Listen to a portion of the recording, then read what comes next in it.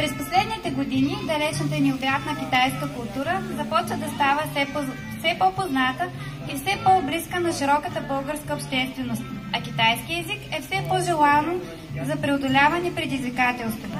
Китай се превърна в мечтана дестинация, а за десетки хора сбъдната мечта. Една от главните заслуги за това е усилената работа на институтите Конфуций по света и у нас, чиято основна цел е представянето и разпространението на езика, историята и културата на тази величествена, огромна по територия страна, още по-впечатляваща с броя на населението си. От дълбока древност чак до нашето съвремие, Китай създава и успява да съхрани своята хилядолетна култура и мирогледни концепции, в основата на които стои отношението към природата, живота и смъртта, грижата за себе си и общуването с другия.